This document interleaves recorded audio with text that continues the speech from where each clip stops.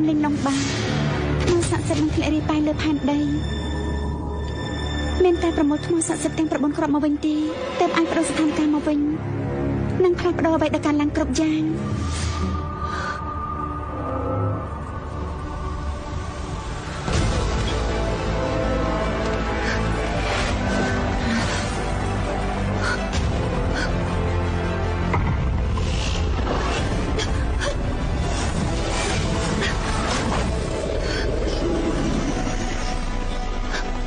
មកស័ក្តិសិទ្ធិទាំង9ត្រឡប់ចូលក្នុងខ្លួនវិញហើយស្មានថាចង់យកទៅវិញបានងាយលោកជាអ្នកណា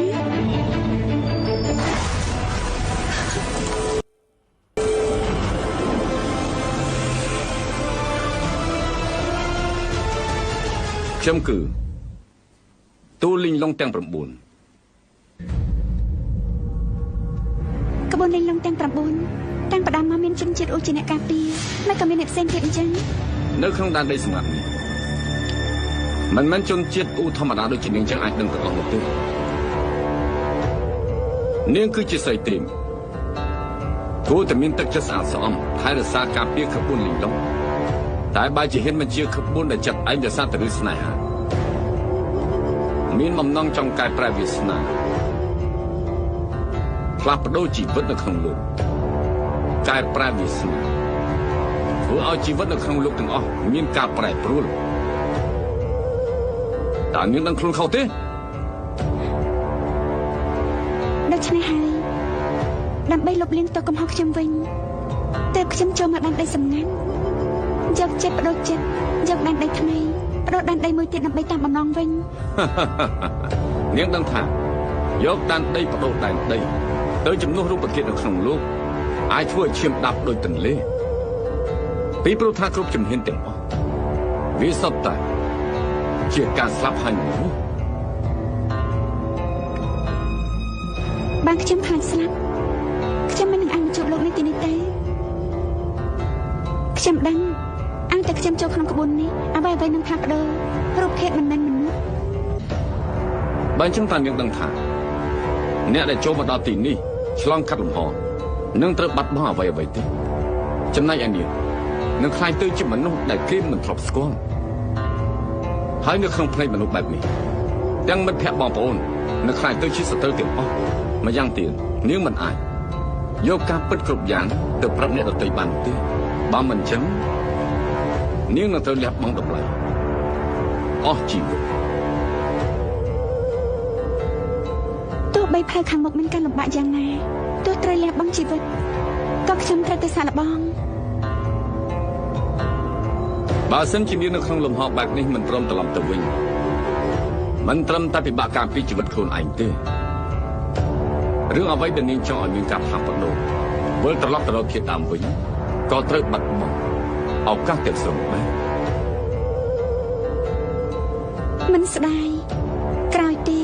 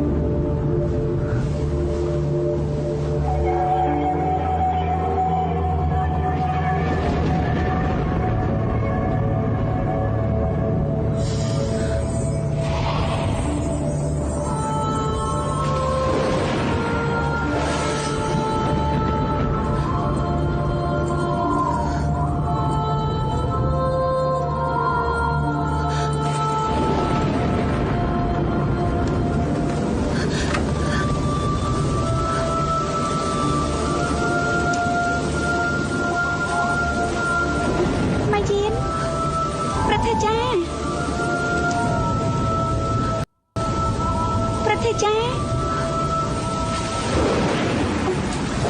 ម៉ៃយាន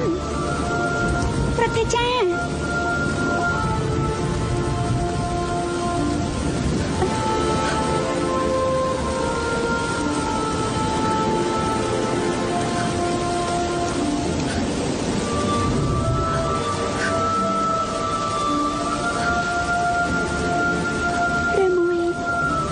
ជាដំណើរដែលខ្ញុំបានក្បួនលេងឡងទាំង9រមួយ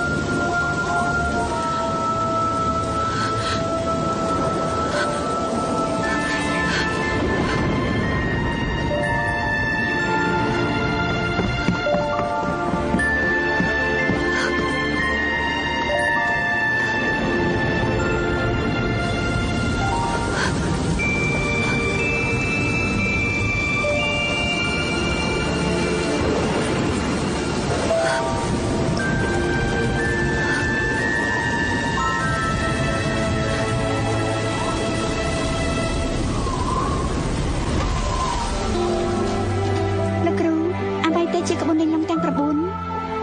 ក្បួនលេងឡងទាំង9តាំងពីដើមមកវាជាអត្តកម្បាំងរបស់ជនជាតិអូយើងមិនផ្សព្វផ្សាយវាយកថ្មលេងឡងទាំង9ជាមូលដ្ឋានគ្រឹះដើម្បីផ្សព្វផ្សាយអ្នកទទួលបានកម្លាំងភាពអាចកែមេឃកែដីបង្វិលពេលវេលាឬថាអ្នកខ្លាំងជនជាតិអូយើងពេលនោះធ្លាប់បង្វិលពេលវេលាប៉ុន្តែការបើកក្បួនលេងឡងទាំង9ត្រូវជួបនឹងមហន្តរាយធំណាស់លែងលោកពិតជាមានរឿងចម្លែកដល់ម្លឹងលោកគ្រូតែពេលណាខ្ញុំអាចមើលឃើញក្បួនលេងឡងទាំង9នេះចាំឲ្យច្បាស់កុំធ្វើឲ្យខូចការដោយសារតែចង់លេងជនជាតិអូយើងបានកំណត់នៅវិន័យរួចហើយបើមិនទាន់ទាល់ច្រកទេកុំបើកក្បួនលេងឡងទាំង9ជាដាច់ខាតឈិនយល់ហើយ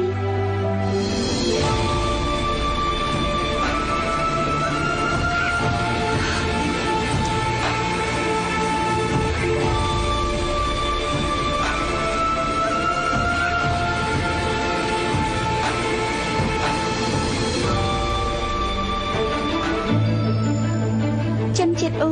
ដំបងរស់នៅសុខដុមជាមួយគ្នាតែឥឡូវធ្លាក់ខ្លួនអញមានសភាពបែបនេះឬមួយជាមហន្តរាយដែលខ្ញុំបើកក្បួនលេងឡងទាំង9ជនជាតិអូត្រូវរលាយ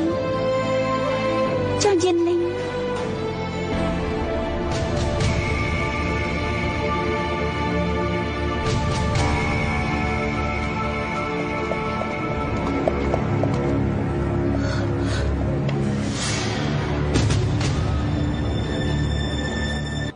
ដែលរីកាពីមនុស្សដែលនៅសេសសល់ជនជាតិអ៊ូនឹងបានរង្វាន់100តម្លឹងដែលបើអ្នកជនជាតិអ៊ូហើយរាជការរកឃើញនោះគឺនឹងត្រូវនិរទេសចេញពីទឹកដីកំណើតជារៀងរហូតទៅអ្នកប្រខាំងនេះខ្ញុំសុំសួរបន្តិចមានរឿងអីកើតឡើងអ្នកនាងទៅបណ្ដោះធានទូមែនទេប្រហែលថ្ងៃមុនរាជការបានចេញបញ្ជាឲ្យកំទេចជនជាតិអ៊ូចោលចំពោះរឿងនេះគឺបង្កមានបញ្ហាខ្លាំងស្រីជនជាតិអូទៅនោះគឺត្រូវគេនិរទេសទៅឲ្យឃុំភីងស៊ីងក្រៅព្រំដែនប៉ាយសួយទេសកលមិនក៏ទៅជនជាតិអូបះបោនគរឡាកំពុងតែស្រត់ទឹកមាត់មិនដឹងថាលីងវាងអាចបង្ក្រាបសង្គ្រាមនេះបានដែរឬទេត្រូវហើយសប្តាហ៍នេះមានគ្រោះទាំងក្នុងទាំងក្រៅសង្ឃឹមថាលីងវាងនឹងឈ្នះសង្គ្រាមហើយវិលត្រឡប់មកវិញតោះយើងតោះ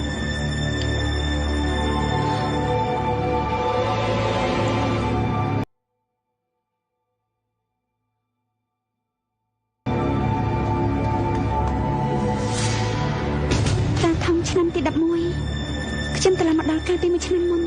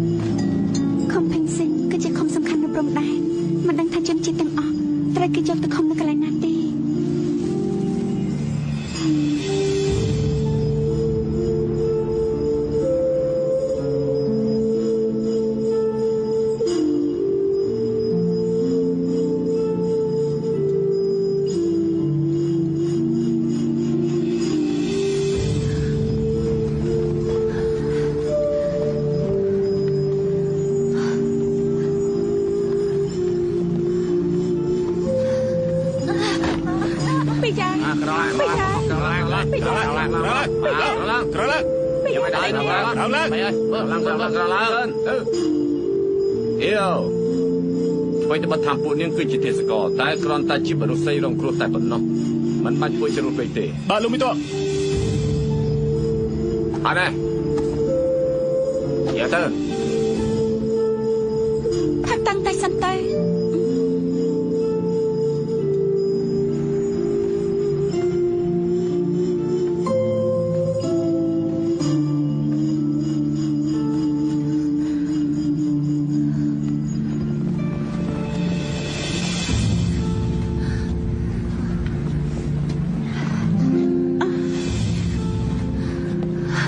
bây giờ bây giờ anh cứ เอ๊ะ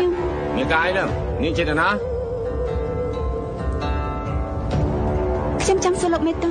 តើពួកគេមានតើអ្វីទៅហេតុអីនាំខ្លួនពួកគេមកទីនេះ ជនជាតិអ៊ូក្បត់ត្រូវបានទុកជាទេសកលអ្នកណាក៏មិនអាចជួយគេឲ្យកិច្ចផុតដែរចំណែកនាងចង់ជួយពួកគេប្រាំមកតើនាងជាណាទៅ ចាញ់ទៅអញឆាប់រត់ទៅខ្ញុំជាស្រីជំជាតិអូនកុំស្រាប់គេនិយាយប្រេះប្រាអីខ្ញុំមិនស្គាល់គេទេអ្នកនាងខាងនេះឆាប់រត់ទៅពីយ៉ាងឃើញពួកឯងរងទុកខ្ញុំមិនអាចទៅរស់ស្នុកតែម្នាក់ឯងបានទេ បានជាអញ្ចឹងទៅហើយពួកឯងចាប់នាងចងភ្លាមទៅរួចហើយយកទឹកម៉ាំងឆៅឲ្យនាងផឹក បាទ ទឹកម៉ាំងឆៅពួកឯងក៏ផឹករួចដែរលោកគ្រូក៏ធ្លាប់និយាយថាមនុស្សដែលហាត់កម្លាំងធាតុមិនអាចផឹកទឹកម៉ាំងឆៅទេពុំនោះទេត្រូវគេខំកម្លាំងធាតុ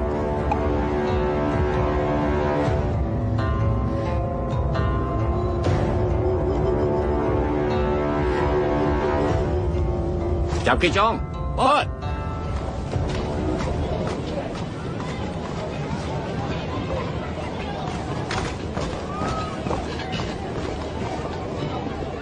អេ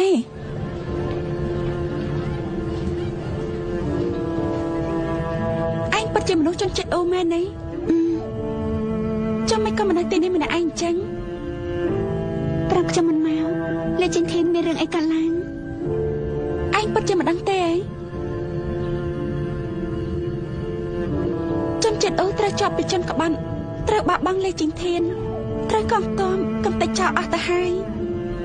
កងទ័ពយើងជាច្រើនត្រូវគេសម្លាប់ពួកខ្ញុំប្រមាណអ្នករស់នៅចាត់ទុកថាសំណាងហើយ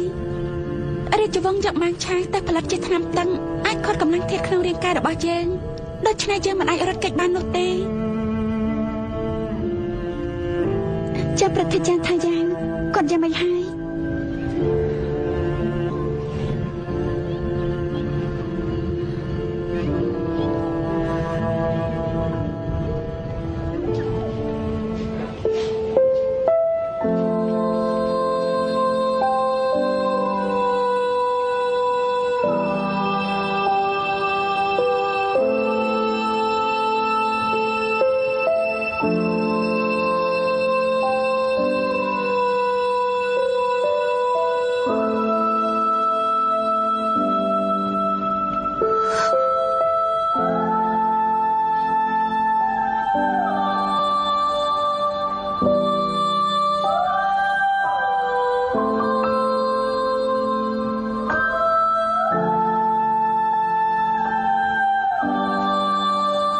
ខ្ញុំចង់ទិញស្រីជនជាតិអ៊ូទាំងអស់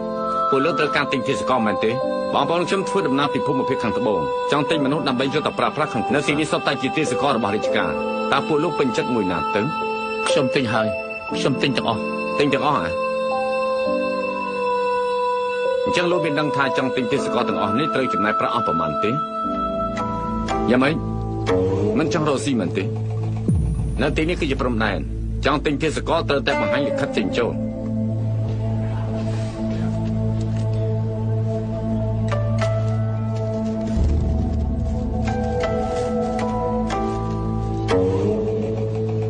អ្នកជំនួញមកពីភូមិភាគខាងត្បូងទៅខាងនោះនិយាយគ្នា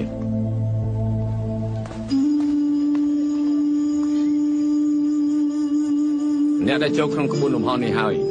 មិត្តភ័ក្តិបងប្អូននឹងខ្លាចទៅជាសត្រូវម្យ៉ាងទៀតនាងមិនអាចយកប្រវត្តិពិតប្រាប់គេបាននោះទេបើមិនចឹងទេអាចនឹងលះបង់តម្លៃ រហូតដល់ជីវិតទៀតផង នេះគឺមហន្តរាយដែលខ្ញុំចង់កែប្រែព្រមលិខិត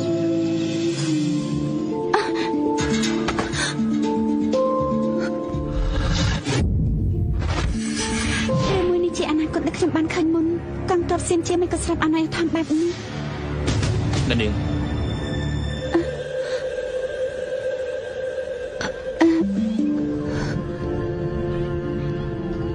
មិញនេះខ្ញុំនៅអ្នកក្លាហានថា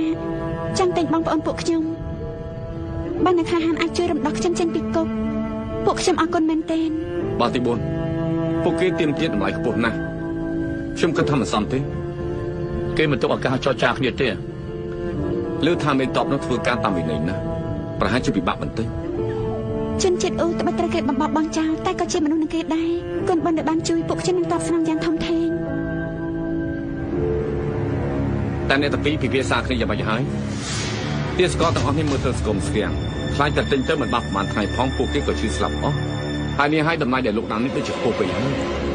ពួកនាងគឺជាស្រីជនជាតិអូមិនមែនជាស្រីធម្មតានោះទេដូច្នេះឲ្យប្រកាសជាខុសពីមនុស្សធម្មតាជនជាតិអូតើយ៉ាងម៉េចជនជាតិអូក៏ជាមនុស្សដែរម្យ៉ាងទៀតមើលទៅស្គមស្គាំងជាមនុស្សធម្មតាយ៉ាងណាក៏ដោយបើសិនជាអ្នកទាំងពីរចង់ទិញក៏ទិញទៅតែបើយល់ថាមិនចង់ទិញទេសូមជួយទៅវិញចុះ អ្នកជំងឺទាំងអស់នេះមិនចាំបាច់ក៏ហិចយើងទៅវិញតើយើង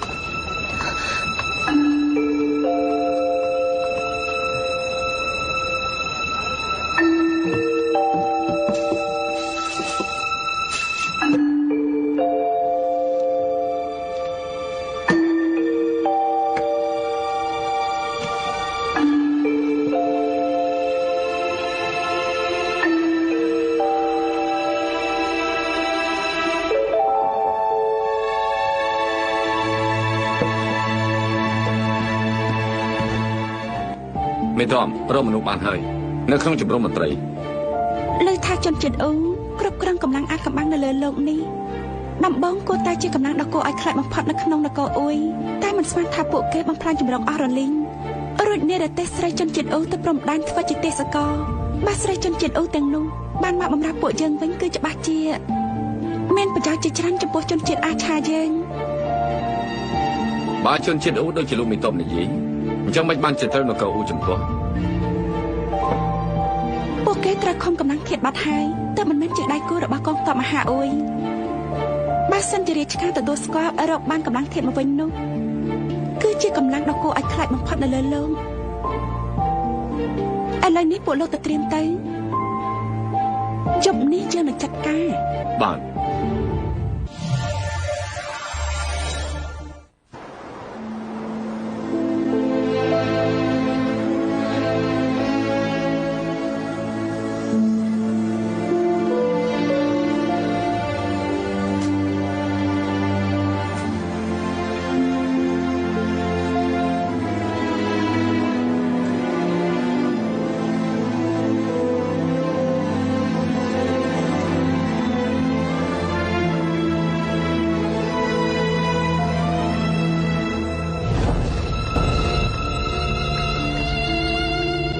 លោកគ្រូ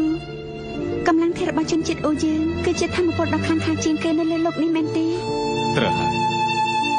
ចុះបើសិនជាកម្លាំងធាតត្រូវគេរាំងខ្ទប់គិតយ៉ាងម៉េចទេ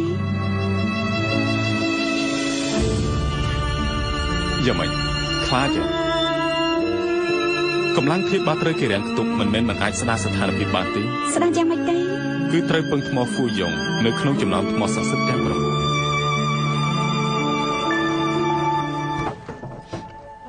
ហូបបាយនេះទៅណែ ខ្ញុំមួយដែរណែ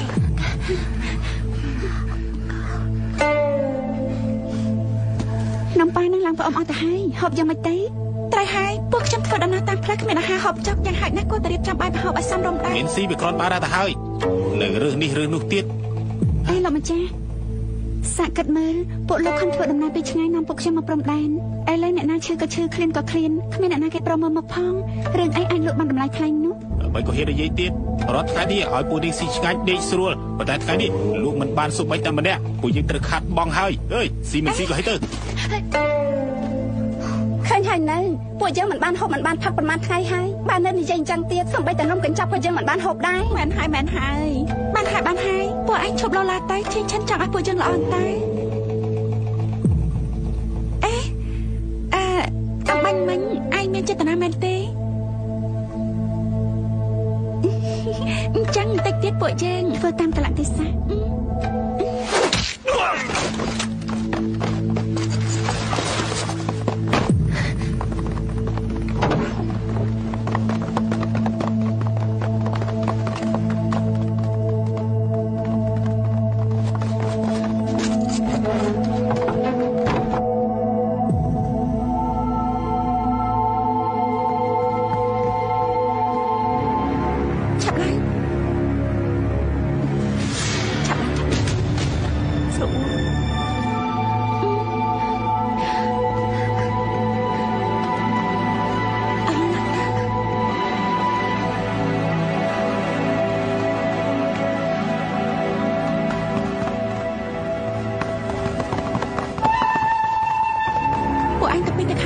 បាទ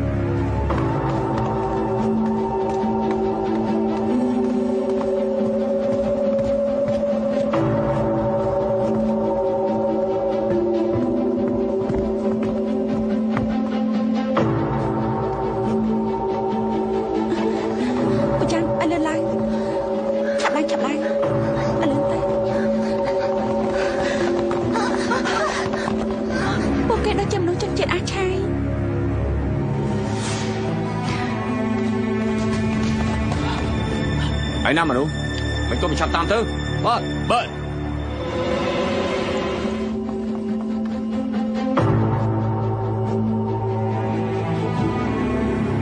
ានមើលតាមទេពដៃពួកគេដូចជាចង់នាំពួកយើងចេញពីក្រុងចំជាតិអូននិងជាតិអាចឆាយមិនដែលមានដំណើរអ្វីនឹងគ្នាទេហេតុអីក៏ពួកគេចាប់ពួកយើងអញ្ចឹង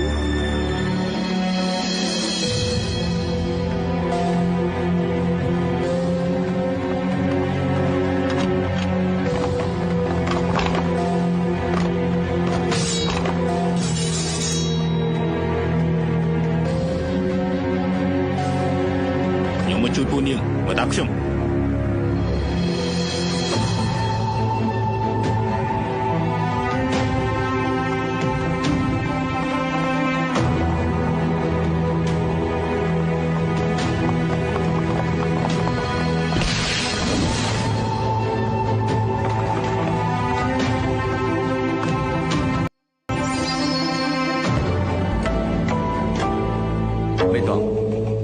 ការរស់ស៊ីរបស់យើងថ្ងៃនេះប្រហែលជាគ្មានតំណែងទេហេតុអីទៅពួកយើងនិយាយគ្នាឲ្យថាដៃមកខាងប្រគល់ប្រាក់ដៃមកខាងប្រគល់មនុស្សប៉ុន្តែចំពោះមុខពេលនេះរឿងទេសកលរត់កិច្ចការពីលើមុនក៏ធ្លាប់មានកើតឡើងដែរតែនៅក្នុងដៃរបស់យើងពួកគេមិនអាចរត់ទៅណាឆ្ងាយទេបងប្អូនជនតែពីរនាក់គ្រាន់តែជាអ្នកចំនួនឆ្លងកាត់ទីនេះមិនចង់ឲ្យជាប់ពាក់ព័ន្ធក្នុងរឿងរាជការនោះទេសូមលើកមេតប20ទោសគេចង់កិច្ចពីរឿងនេះមិនអាចនាំទុកដាក់ខ្លួនទេធ្វើជំនួយគឺវាមិនងាយនោះទេគួរតែប្រយ័ត្នតិចទៅល្អមើលមុខមាត់របស់លោកមិនសមជាមនុស្សកំសាកនោះទេរឿងតិចប្រសើរជាងរឿងច្រើនស្រស់ស្រួលគ្នាកើតទ្រាំបើលោកនិយាយអញ្ចឹងទៅហើយបានចាំខ្ញុំប្រគល់ប្រាក់ឲ្យលោកវិញល្អណាស់ថ្ងៃក្រោយជួបគ្នាអ្នកទាំងពីរមកខាងនេះបើជាមនុស្សតាមដានគេស៊ើបប្រវត្តិគេបានច្បាស់បាទឆាប់ឡើងទៀនអរគុណដែលបានជួយអត់ទៅពេលនេះចាំនាំពួកខ្ញុំទៅណាពួកខ្ញុំគ្រាន់តែធ្វើទៅតាមបញ្ជារបស់គេនៅនាងឡាយរទេះទៅឥឡូវឡើងទុកចិត្តចឹងមិនមានគ្រោះថ្នាក់ទេឆាប់ឡាយរទេះទៅក្នុងនាមជាមនុស្សជនជាតិអូទោះបីជាជួបនឹងគ្រោះថ្នាក់បែបណាក៏មិនត្រូវបោះបង់ចោលដល់នេះដែរឆាប់ឡាយរទេះទៅចុះឯងមកពីខាងណាទៅពួកខ្ញុំរស់នៅលេខជាងធានយូរណាស់មកហើយមិនក៏មិនដែលឃើញមកឯងអញ្ចឹងពេលមុនប្រតិចាបញ្ជាខ្ញុំចាក់ចេញពីលេខជាងធានធ្វើកិច្ចការមួយចំនួនតែមិនស្មានថាមានការផ្លាស់ប្ដូរច្រើនយ៉ាងហ្នឹងល្អឡារ៉ាតេទៅ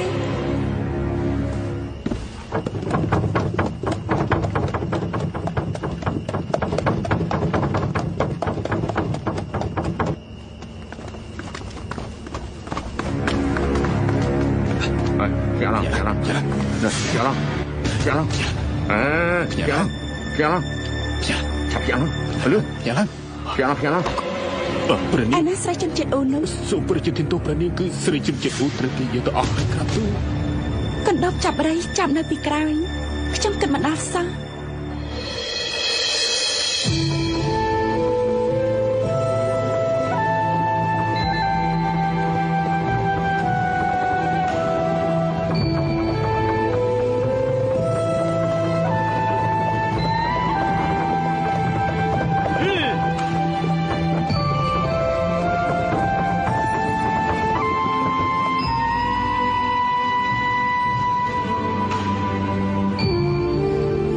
បងប្អូនទាំងអស់ពួកយើងមកដល់ហើយភ្ញាក់ឡើងម្យ៉ាងភ្ញាក់ឡើង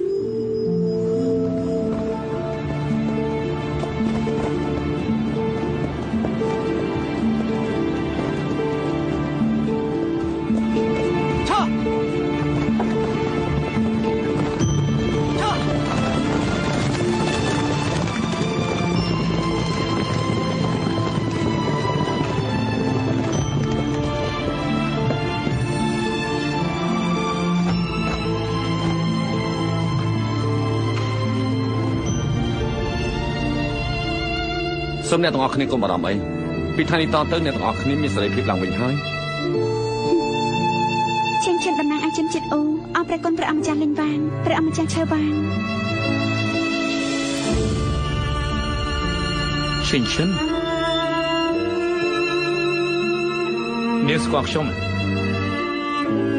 ព្រះនាមព្រះអម្ចាស់មហាអួយអ្នកណាដែលមិនស្គាល់ព្រះអម្ចាស់លីងវ៉ាងត្បិតជាមនុស្សក្នុងខ្សែរាជវង្សតែចេះបាញ់ចែកខុសត្រូវទ្រង់ជ្រាបថាជនជាតិអូយើងរងភាពអយុត្តិធម៌ទើបបានមកជួយពួកយើងដោយផ្ទាល់ រាជវង្សទទួលបានការជ្រោមជ្រែងពីជនជាតិអូច្រើនឆ្នាំគួរទៅរស់នៅជាមួយគ្នាសុខសាន្តតែដោយមានការយល់ច្រឡំទើបបណ្ដាលឲ្យមានស្ថានភាពដូចពេលនេះខ្ញុំក៏យល់សោកស្ដាយដែររាជវិជាទៅលើពួកខ្ញុំគឺមិនអាចប្រឆាំងបានមួយរយៈនេះអ្នកទាំងអស់គ្នាអាចទ្រាំបន្តិចរកកន្លែងសុវត្ថិភាពសម្រាប់សន្តានថ្ងៃណាមួយជនជាតិអូនឹងទទួលបានយុត្តិធម៌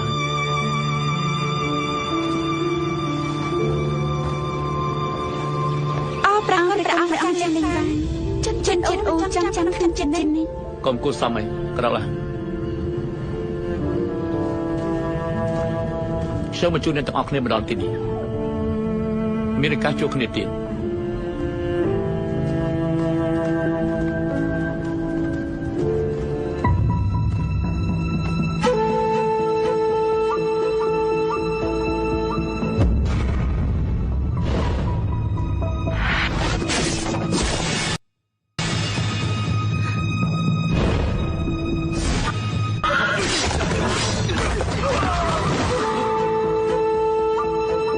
ព្រះអម្ចាស់លីងវ៉ាងព្រះអម្ចាស់លីងវ៉ាងផ្លែថាមកគ្រោះថ្នាក់អាចមានគេចាំសម្លាប់ដូច្នេះត្រូវតែប្រយ័ត្នបន្តិច មិនក៏ថាអញ្ចឹង ព្រះអម្ចាស់ជ្រាបទេជនជាតិអូមានសមត្ថភាពដឹងហេតុការណ៍មុនខ្ញុំម្ចាស់អាចមើលឃើញរូបភាពម្យ៉ាងលេចឡើង រូបភាពម្យ៉ាង មិនខុសទេទស្សនភាពលេចឡើងនោះខ្ញុំម្ចាស់មើលឃើញព្រះអម្ចាស់និងកូនចៅមានគ្រោះថ្នាក់ដល់ជីវិត នេះឈិនឈិនវិធីចងសម្ព័ន្ធរបស់នាងពិតជាខុសប្លែកពីគេមែនហ៎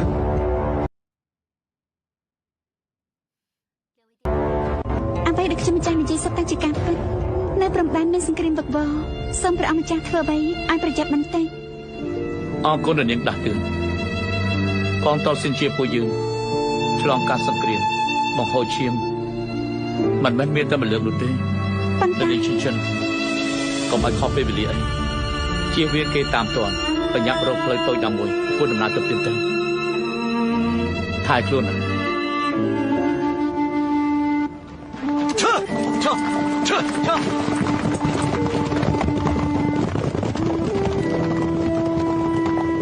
បើតាមការពីក្បែរទ្រង់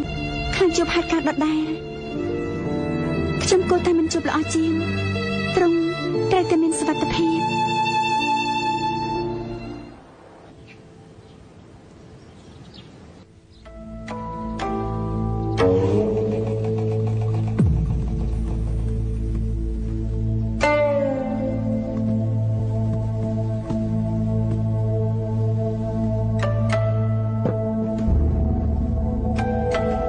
ម្ចាស់បានរងាស់សុខតាំងពីព្រឹកម្លេះរងចាំព្រះអង្គយើងមក មិនបានជាដឹងថាថ្ងៃនេះយើងមក ខ្ញុំម្ចាស់មិនដឹងទេគ្រាន់តែទន្ទឹងរងចាំគ្រប់ពេលរងាស់សុខរៀងរាល់ថ្ងៃរងចាំព្រះអង្គ បុត្រាចារ្យប្រហែលជាទៅដល់ទឹកដីជនជាតិអានឆៃហើយប៉ុន្តែរឿងនេះគឺអូនជាអ្នកឲ្យគេមកស្នើសុំយើងមែនទេ បុត្រស៊ីអើកំពុងច្បាំងនៅសមរភូមិដូច្នេះបុត្រច័ន្ទអើត្រូវចែករំលែកទុកព្រួយព្រះអង្គដែរ អូនខំធ្វើស៊ុបរាល់ថ្ងៃទឹកចិត្តមួយនេះយើងទទួលយក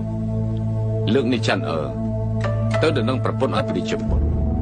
យើងមិនចង់មានបញ្ហាអ្វីកើតឡើងទៀតទេ ប៉ុន្តែបុត្រច័ន្ទអើគឺមានតែអ្នកម្នាក់ម្នាក់គ្មានកូននឹងគេខ្ញុំម្ចាស់ក៏បារម្ភដែរ ដោយសារតែអូនល្ងីល្ងើនៅក្នុងចិត្តដែលជាសំណាងល្អដែលចាន់ជាបុត្រាដែលចេះយល់សាកិតមើលតាំងពីចូលវាំងកិត្តិយសរបស់គ្រួសារអ៊ីងមិនដែលចុះថយទេប៉ុន្តែអូនក៏ភ្លេចឲ្យសោះថាអូនគ្រាន់តែជាអ្នកម្នាក់តែប៉ុណ្ណោះសភាពការនៅមហាអ៊ុយនេះយើងដឹងច្បាស់ជាងអូនថ្ងៃក្រោយកុំលូកលាន់នៅក្នុងព្រះរាជកិច្ចតទៅ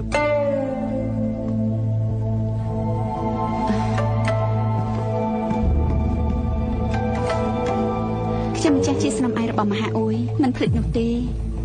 ធ្វើខុសហើយចេះកែខ្លួន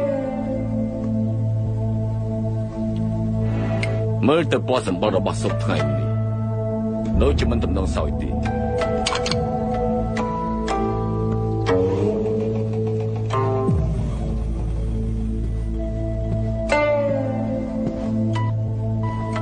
យើងដំណើរព្រះអង្គអ្នកម្នាងមិនអីទេឯង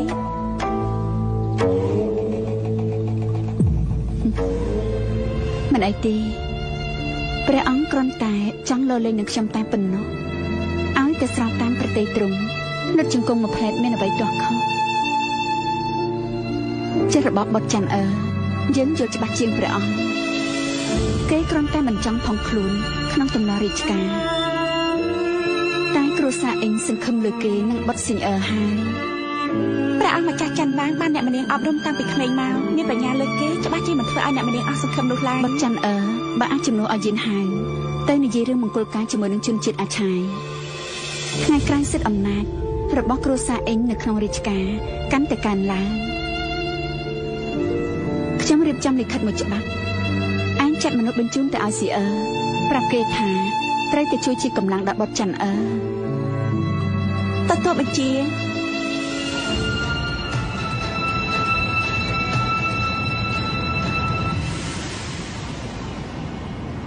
រីកា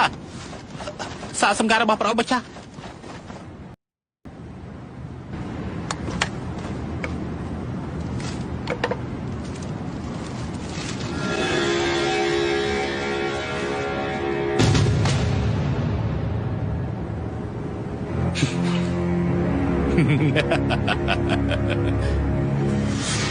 មិននឹកស្មានថាយានលីងយកជីវិតមកចោលដោយខ្លួនឯងសោះល្អនៅពេលដែលយើងកំចាត់យានលីងហើយនឹងកងទ័ពរបស់វាចាំមើលវាយកស្អីទៅដណ្ដឹងជាមួយនឹងជនជាតិអាឆាយ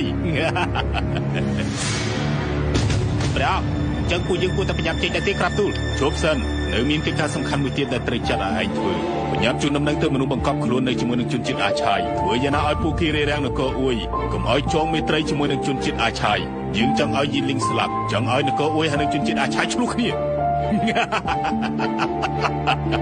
ព្រះអង្គម្ចាស់ពិតជាឆ្លៀសវៃមែន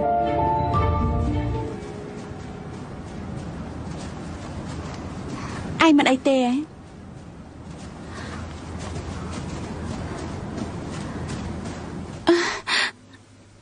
មិនអីទេ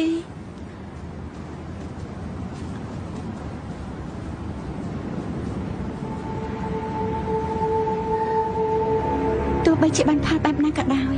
ខ្ញុំមិនឲ្យពួកគេអង្គុយចាំស្រាប់នោះទេ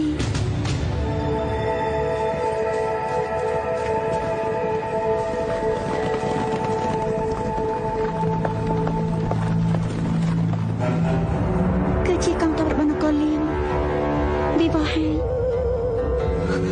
មើល តាមកូនដែលកងទ័ពទាំងនោះធ្វើដំណើរទៅពួកគេច្បាស់ជាតាមសំណព្រះអង្គម្ចាស់លីងវាងតាមនគរលៀនបើអញ្ចឹងព្រះអង្គម្ចាស់លីងវាងច្បាស់ជាមានគ្រោះថ្នាក់ហើយមិនខុសទេព្រះអង្គម្ចាស់លីងវាងក៏ត្រូវស្លាប់ជួយពួកយើងមានគុណធម៌ណាស់ចំពោះជនជាតិអ៊ូឥឡូវទ្រង់មានទុកយើងមិនអាចអាប់ដៃឈប់មើលទេប៉ុន្តែកម្លាំងធៀបយើងត្រូវគេរាំងខ្ទប់ទៅហើយសមត្ថភាពមិនបានមនុស្សធម្មតាផងឲ្យទៅជួយលីងវាងយ៉ាងម៉េចទៅព្រះអង្គម្ចាស់លីងវាងដឹកនាំកងទ័ពខ្លាចតែមិនឈ្នះគេទេ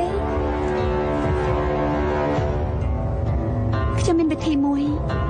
ប្រហែលជាអាចបំបែកមុនអាគមនោះបាននឹងជួយស្ដារកម្លាំងធៀបពួកអញវិញ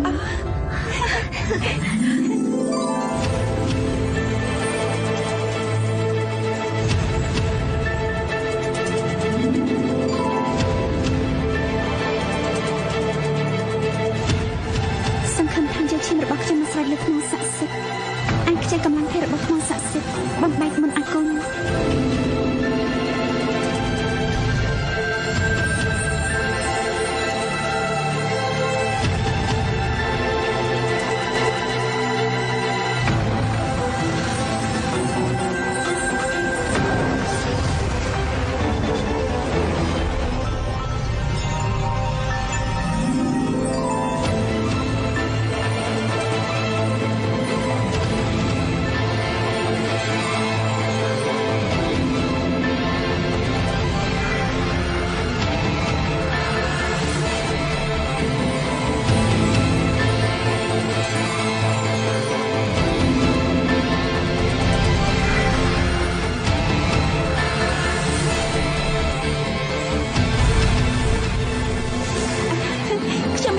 វិញហើយមុនអាគមរលាយបាត់ហើយដែរ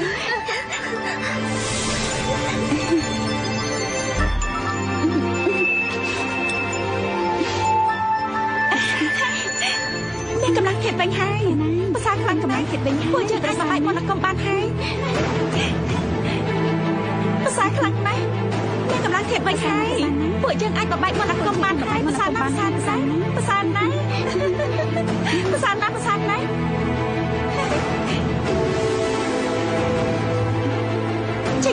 ចាំមិនហើយកម្លាំងធៀបនៅទាំងអស់គ្នាមានរដាំវិញហើយឆាប់ទៅខំផេញស៊ី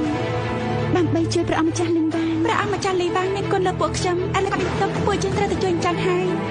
មីយ៉ាឯងនៅទីនេះថែទាំឈិននៅទីនេះរងចាំពួកយើងត្រឡប់មកវិញអ្នកផ្សេងគេទៅតាមខ្ញុំ